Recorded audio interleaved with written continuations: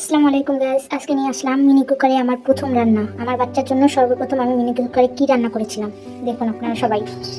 আজকে আমি মিনি কুকারে রান্না করব পোলাও চাউল প্লাস হচ্ছে মিষ্টি আলু। তো এর জন্য আমি মিষ্টি আলু কুচি করে নিয়েছি আর কিছু পোলাও চাল মিশিয়ে একসাথে ধুয়ে এই যে দিয়ে দিয়েছি দেখুন আপনারা। তো ওই যে আমি লাইনটা দিয়ে দিচ্ছি, আপনারা দেখেই বুঝতে পারছেন। এই যে বলক এসে গেছে। একটা মজার বিষয় হচ্ছে এটা পানি খুব দ্রুত একদম গরম হয়ে যায়, 1 মিনিটও লাগে না আমার বলক আসতে। তো এই যে দেখেন একদম টকবগিয়ে ফুটতে আছে পানিটা।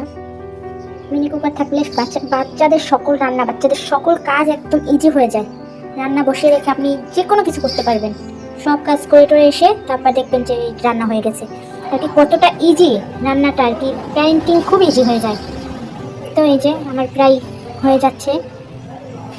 আমার এটা গ্যাসে রান্না করতে দেখা যাবে 1.5 থেকে আধা ঘন্টা 1 ঘন্টা উপরে লেগে যাবে, একদম 1.5 ঘন্টার মতো।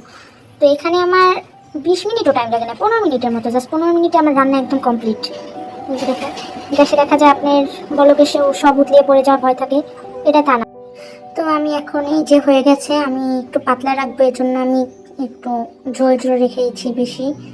তো আমি এটা ব্লেন্ডারে দিয়ে ব্লেন্ড করে নেব, যেহেতু 6 মাসের বাচ্চা আমার এরকমের দানাদার খাবার গিলতে পারবে না। তো এই যে হয়ে গেছে, আমি এর সাথে একটু ফর্মুলা মিল্ক অ্যাড করব।